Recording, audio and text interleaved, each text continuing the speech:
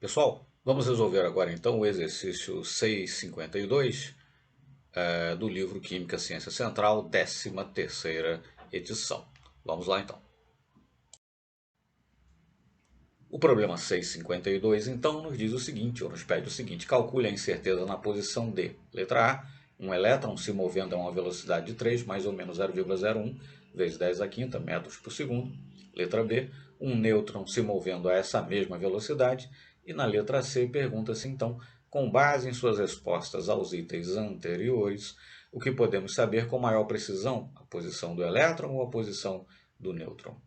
Bom, a expressão matemática do princípio da incerteza é ΔX, a incerteza na posição, que é o que desejamos calcular, né? Vezes ΔMV, que é a incerteza no momento, maior ou igual a h sobre 4π, enfim, da ordem de grandeza aí da constante de Planck, tá certo? Colocando então a equação em função de ΔX, né? Constante de Planck, na unidade Joule vezes segundo, é 6,626 vezes 10 a menos 34, dividido por 4π, né? ΔMV vai também para o denominador, né? Não há nenhuma incerteza na massa, né? A massa do elétron, 9,109 vezes 10 a menos 31 kg.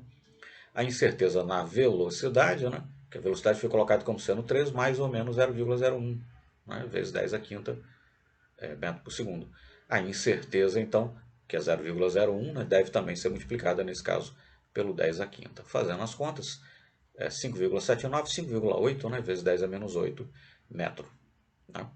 Bom, letra B, né, um cálculo absolutamente análogo aí, só que nesse caso, em vez da massa do elétron, temos a massa do nêutron, 1,673 vezes 10 a menos 27 kg, e calculamos então uma incerteza de 3,15 vezes 10 a menos 11 metro. Né?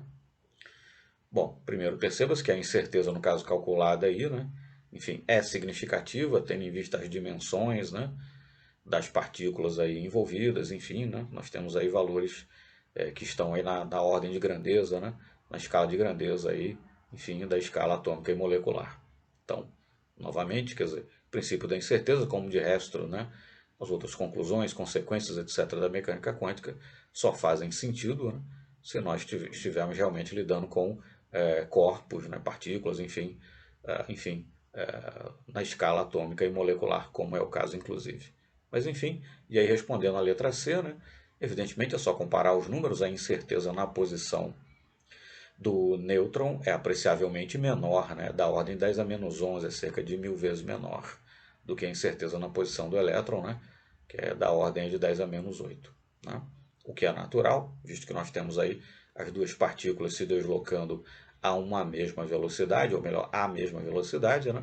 E a massa do nêutron é apreciavelmente maior, né, do que a massa do elétron, né, de forma tal que a incerteza, o ΔMV, né, vai ser apreciavelmente maior para o nêutron, né, a incerteza aí no momento, e por conseguinte, a incerteza na posição, ΔX, será também proporcionalmente menor, né, para o nêutron do que para o elétron. Então, no caso do nêutron, uma incerteza maior no momento e uma incerteza maior, né, no momento, no ΔMV, e uma incerteza menor, portanto, na posição em comparação com o elétron. Tá certo? Então, podemos conhecer com maior precisão, né, seria melhor dizer com maior exatidão, né, seria o termo mais apropriado, mas enfim, a posição do elétron ou do nêutron. Bom, a posição do nêutron.